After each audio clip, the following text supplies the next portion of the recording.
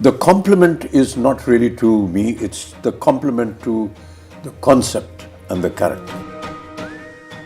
Hello everybody, this is Amitabh Bachchan and I'm privileged to have Nagi Ashwin here, the director of Kalki. Full privilege. And it's 8 o'clock in the morning here in Mumbai. And I've just come back at about 3 in the morning after seeing Kalki for the third time. And just cannot explain the wonder and the experience that all my friends, we watched the film again. And so I thought that there are many aspects of the film, Nagi, which a lot of people put questions to. And in my mind also, there is a lot that comes to me when I think about Kalki. Explain not just to me, but to the audience in general, how you thought of. When we spoke to Priyanka and Sapna, they said, after the last film, they waited and asked you what you're going to do next, and you said, I don't know. And almost after a year or so, you went to them and said, I have something. And after that, Priyanka was saying that after hearing it, I couldn't sleep for a couple of days. And then she rang up Sapna and said, we have to start getting to work on this. So, what went through your mind and how did you conceive this? To be very honest, sir, I thought this story would be probably one of the last films I'll ever make. I thought this would be my retirement film. But and we won't let you do that. Yeah. And I had like a smaller story, maybe something that was not as ambitious as this, that I wanted to start off with.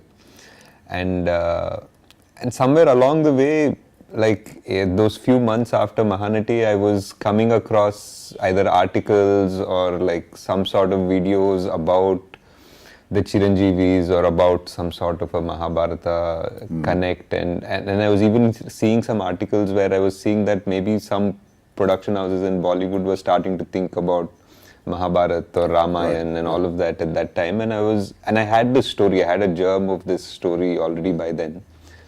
And I was like, okay, so maybe it's time to bring this out of hibernation. And I took it out and I started living with it for a few weeks, and I realized that the energy that it would probably require to bring this to life and to bring it in front of people was something that I probably had now. And I don't think, to be honest, me, Swapna or Priyanka fully knew what we were getting into when we had that first narration. That's what they also said, they suddenly realized, oh my God, we need to start working on this now if this concept and this dream has to fructify.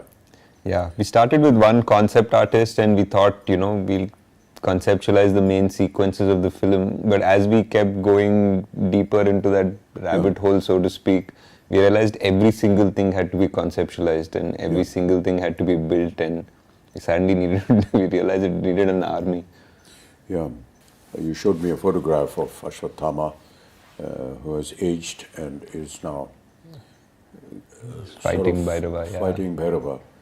And for someone to have had that kind of a visual in mind, and then to be told about the title, Kalki, and 2898 AD, and I couldn't understand that. So maybe you could explain for the benefit of the audience.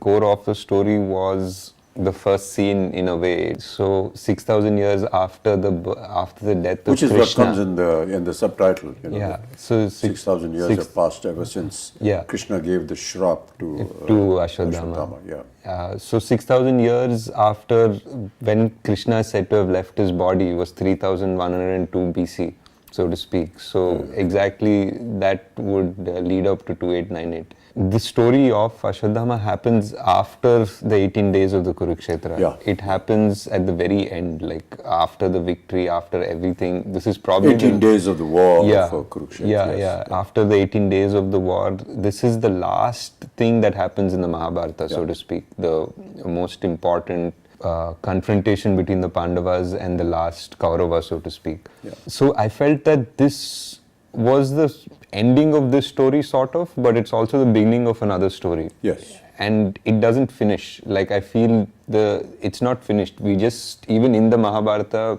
for what I have read, it just is like Ashwatthama is cursed and he walks into the woods.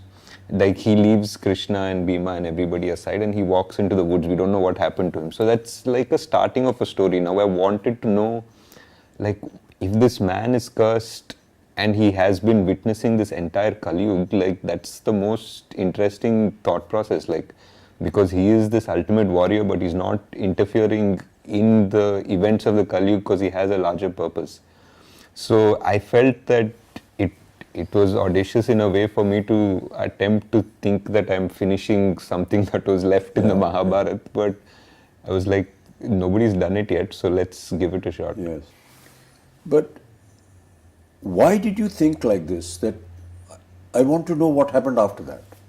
Because in a sense, the Mahabharata ended at the end of the war after 18 days.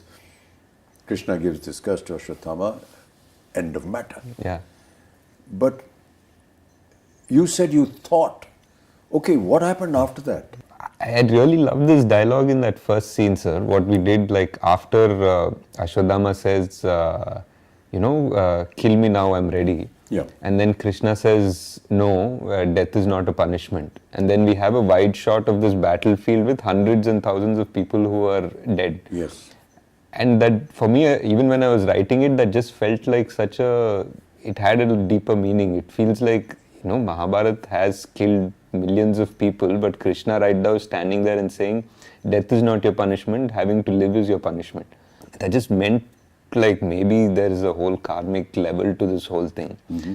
And for Ashwatthama also, I felt that anger, like, though he was very cruel in that particular moment, that anger was justified because he just felt that his father was killed very unjustly.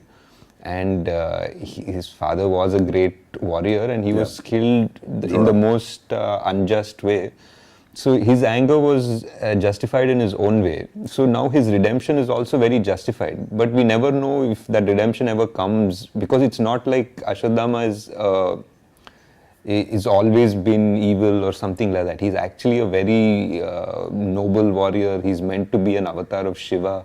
People say, like, Drona prayed to Shiva to get a rupam of Shiva as his child, and that's how Ashwatthama was born.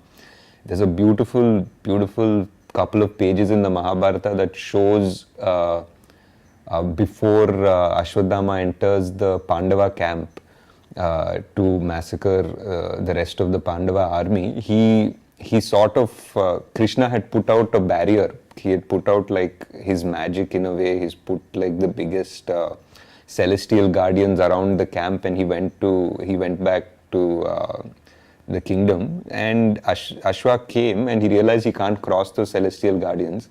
And for that one time, he became like a Rudra Roop, like he became Shiva. He entered one pyre and he came out like Shiva. And there's Kripacharya watching this, and he became so scared, like he actually ran away from that scene because Ashwatthama was so terrible and so magnificent. So that character always intrigued me.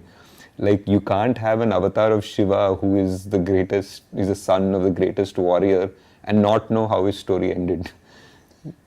So that was the point of evolution of the idea and thought of how to continue with this. Yeah. And he wasn't also, like, the most popular Mahabharata character, because from what we've usually exposed to in serials or books or anything, we know about the main ones. We rarely know much about Ashwatthama, but I feel he was multiple times capable of destroying the Pandava army if not for Krishna. Like, there were astras that only he could use, and only Krishna knew how to stop them. After 6,000 years. Yeah. You hear the words of Krishna saying, that when there is no water in the Ganges. And these were all very symbolic but very pertinent little things that kept coming up. How did you conceive that the futuristic world 6,000 years from now is going to be looking like this? There were a lot of things that we try to extrapolate, sir. Like, for example, there is massive drought now. There is clean air is already such a problem in so many places in China or even Delhi, for that matter, that buying air is going to become a common thing. It's actually become a common thing already. And the fact that physical currency is not going to exist has already happened. So a lot of things that when we started writing we thought were very futuristic have already happened by the time the film released. And we had to just try to understand that if there is no water and the biggest problem is fertility, I feel, like of man and of the soil. Like those are the two biggest things that will change the world. If human beings suddenly become infertile to a certain level, we just have barely 100 years before we go extinct, in a way. And if the soil stops being kind to us and it becomes dead in a way, then how much synthetic food are you going to develop, and how will that society be that lives only on synthetic food? So those are the two big things we tried to explore, though we didn't have time to really get into the details of it, but that was the thought process. During the portion when they were designing all this, were there any questions that ever arose in your mind? Multiple, sir. There were because like almost everything, because when you're trying to design a whole world with an ecosystem, with an economy, with all of that, there'll be so many contradictions. Like even just the architecture of things, there'll be like, what are your vehicles running on? Like if it's running on this, then why don't these people have access to it? And what access does the complex have? So suddenly we're designing a whole world, right from the economy to its power systems to grid to like, what do people do? How are they making money? And is there a welfare system in this world? Like there's so much discussion, and after I think 5-6 days of brainstorming, we usually just stop and say, enough, let's get back to the story. I was talking to some people about Shambhala and what it was, and that is something that they said, that this Shambhala is something that is under the earth. It's there in the Buddhist thought process. I personally felt that there is a scene when Mariam comes forward before she sings that song, to that circular that design, mandala, which I don't know whether I'm correct in saying that, but it's a very Buddhist. So is that what went through your mind? It was, sir. I think the idea of Shambhala is something that is very similar to our culture and Buddhist culture, even Persian culture. They have different names for it. And I felt that it's very interesting that all of them have names somewhat similar also. Somebody calls it Shangri-La, somebody calls it Shambhala, and all of them say that it's a place where people are going to sort of retreat to in the Kali Yuga, when adharma becomes so much more outside, and that's where the avatar will come, the savior will come, so to speak. So I felt it's very interesting that so many cultures have the same idea. And the idea of the symbols in Shambhala was like a mix between the chakras that we have, the Sri Chakra and all of that, combined with the mandalas that Tibetans have, which are so similar. So that was that. We just wanted to find, I think in the production design discussions that we were having, we were always trying to see like how culture would be amalgamated in 6,000 years. It wouldn't be like sharp lines between cultures and traditions. Things would probably get merged a bit. But it's, it amazes me how one person's brain could have designed and thought of all these things. I couldn't have, sir. There was a production designer, Nitin Zihani. We had multiple meetings. We have a concept design team which is really good. They're from Jaipur, fully Indian, like Immortal Collective. We had an in-house storyboard artist, Venu. I mean, for a movie like this, I would say that we probably required a bigger team, but the team that we had was fully on board, and everyone was constantly ideating. I mean, I definitely had to okay the final aesthetic, and I would guide them and direct them the way it had to go. But if not for the concept designers and Nitin's brain also, this wouldn't have come out the way it has. Kamal that day when we had a general, Yeah, when we were talking to the rest of the casters, he said something very nice. Yeah. He said, a lot of the filmmakers come to me and they describe the story and they give me very efficiently made Concept arts. storyboards. Yeah. But the point is that his opinion was that how does this storyboard actually get into practice, and what is the reality of it? It's all right to make some drawings and come, but he said that when I saw this and when I heard Nagi, I thought, gosh, it's going to be another one of those storyboard things. But then Nagi showed me some visuals which he had shot, and I believed. Yeah. And just went ahead with it. What was the idea of the complex? The idea of the complex was, it was like everything is there. It's beautiful. It feels like heaven. There's water. It feels like, animals are frolicking happily, and it's clean air and all of that. But there's something that feels unnatural about it as well. There's something that doesn't feel real, and it doesn't feel it belongs there.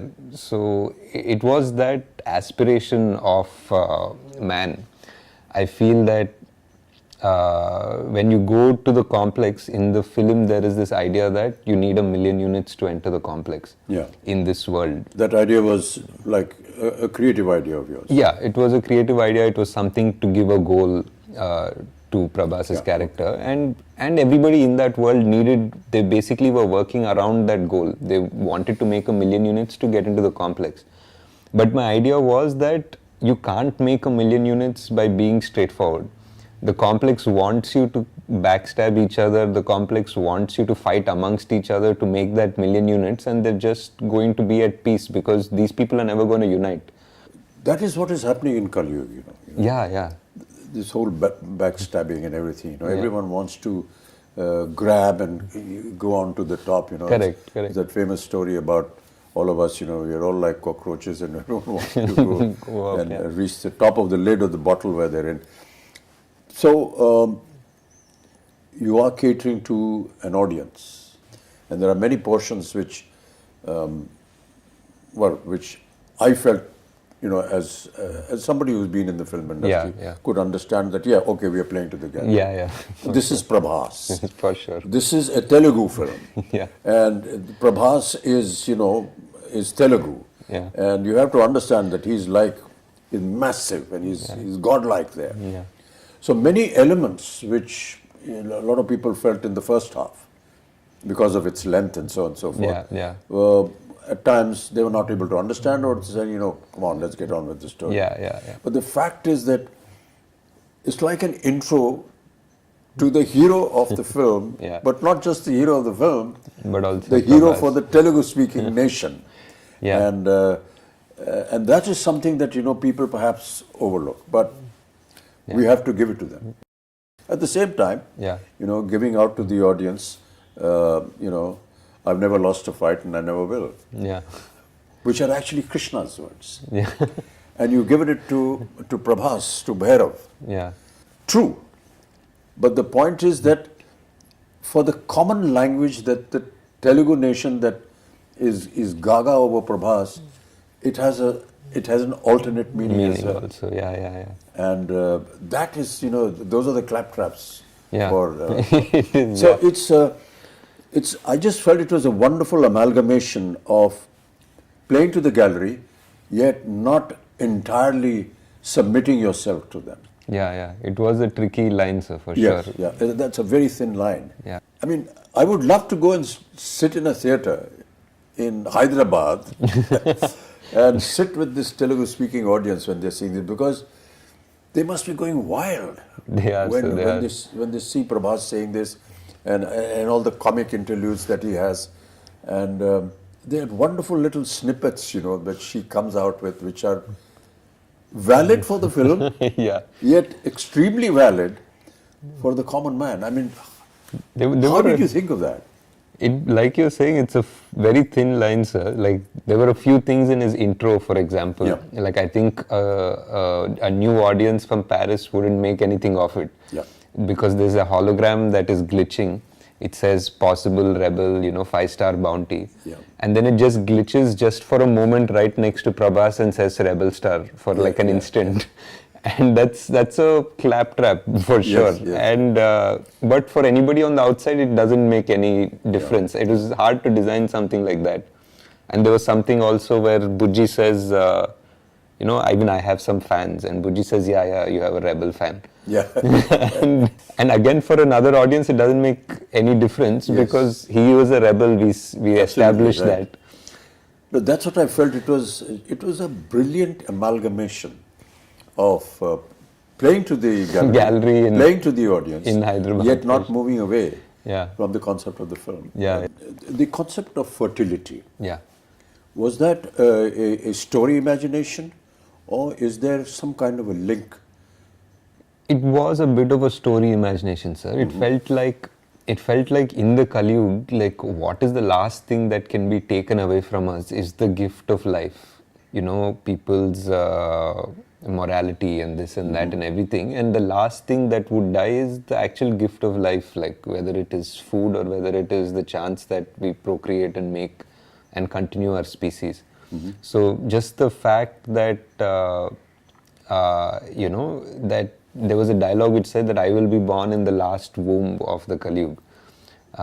So that was there in one of the earlier drafts, and it felt like that was the most dramatic way to introduce our savior. Yeah. And a lot of questions being asked is, how do you manage to perform when you don't have the props around you? Yeah. We really tried in this film to build as much as we could, sir. Like whether it was the off sector where there was desert and the truck and everything, or Shambhala, the bridge. We tried our best to give as much, but yeah, there were definitely sequences where it was just a blue screen. And Yeah. We all know that, Indian cinema works on poetic justice. yeah. And I keep quoting this from my father, who used to watch a film during his last days every evening, and I was to ask him, what is there in watching a film? So he used to say that, I get to see poetic justice in 3 hours. So during the length of the film, at the end of the film, there's poetic justice. To bring that kind of poetic justice in Kalki, in the Mahabharata, is it going to be factual? Is it not? I mean, this we will discover in part 2. But did it ever cross your mind that, there has to be this aspect of poetic justice in the film? Definitely, sir. I think so. I think Ashwatthama's character itself is that idea of poetic justice. The way his character starts and the way it needs to finish. Yes. Yeah. There are many little things which, which were done and shown in the film. Yeah. But its essence was actually realized by the audience. Yeah. It's like Sumati's Agni Pariksha in a sense. Yeah. Which was so beautifully done. Yeah. And we talk about Agni Pariksha, but we never visualized that it could be like this. Yeah.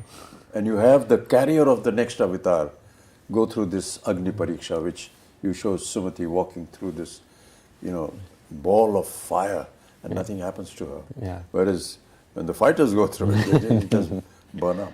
Yeah. So, what was the thinking behind that? That is definitely one of my favorite sequences in the film, because it also parallelly brings in all the 3 characters. Like it brings in It's a kind of a chastising of Sumati in a sense. Yeah, in a way. And Ashwa realizes at the same time, Bhairava at the same time. And for me personally, it was the reference of the Krishna and Vasudeva walking through the river in the Dwapar Yuga, like as the river parts for them. It felt like in the Dwapar Yuga, the water element parted for God to give him safe passage. And for me here, it felt that the fire element parted for God to give him safe passage. Yeah. So that was my thought process. Yeah. I mean, there were so many challenges, even from the point of view of, say, the DOP or the cameraman and everything. Yeah. You have an 8-foot giant. Yeah. And you have the rest of the cast here. Yeah. And there were so many times when we took hours, because how do you light up a place where you're going to see both the characters together. Correct. So my lighting is going to be different. Yeah. And my whole atmosphere is going to be different. My concept of looking down to talking everyone, And everyone's looking up to talk to me, and how we actually managed to do that. Yeah. There were times when I was having this little stick poking out from behind me and saying, my face is not here, it's somewhere up there. And it was quite amusing, but how wonderfully it all sort of... It all came together. Like how many times we had to do each shot 3 times or 4 times. Yes. Yeah. Even when I was writing, I always thought Kalki was 2 watches. Like it was a repeat watch. Like the first time you watch the film, you watch the film. And the second time you watch it with the perspective of having seen it again. So you see so many things in a new perspective almost. Yes. In a way, it's almost a new film the second watch. Yeah. So I always felt it was a 2-watch movie at the least, and it's great because I think we went for the evening show, like all of us, to see it, and on the first day, and by the evening show there were people who already knew the dialogue, so they were already watching it the second time. Yeah, I finished seeing it for the 3rd time last night. I'd really like you to just kind of summarize the whole experience before we end up talking. Yeah. Because we could just carry on, For a long time, yes, sir. I think for me, it was just, it was a dream definitely to put together this world and all of the influences and the stories that I've loved, and putting it together in a world in a coherent and understandable and enjoyable way. And to see now, today, that dream has come true and people are actually agreeing to watch such a film and love such a film and accept it. It's not just, I think, just for us as a team that's been working on it for 3 years, and the actors that have put in so much time to do it. It's not just a win for us, I feel. I feel it's a win for the industry in a way, because like producers, actors, directors, writers now have a validation that they can think differently. Yes. Now they have a validation that they can greenlight projects which probably wouldn't have, because now there's a Kalki. Now there's a Kalki, a producer will listen to a story that is a mytho or a fantasy or something. And an actor will be okay to greenlight a script. So I think we have moved forward in the right direction, and I'm very glad that Kalki was able to do something to have that change happen. I just wanted to, I mean, we won't get a chance as often, so I just wanted to ask what in the scenes that you've done, like what were your favorite scenes in the film? It's very difficult to pick one particular scene, Nagi. And I'm not just saying it because I'm a member of the cast and crew and it's our film, but quite honestly, it's very difficult. Really, the purpose of talking to you, Nagi, was that. That it's, yes, it is a film. Yes, it is make-believe. But it's make-believe. It's the belief that we want you to go and see, because it's been made with belief. And that belief is what is the strongest point that I feel in the film. And each time I see it, it's that belief. I hope that, the audiences will go and see this film with the kind of interpretation that Nagi, the director, had, and his vision, and the way he has explained the many aspects of the story. It's a film that anybody will identify with, because it's, good over evil, and all our films are like that.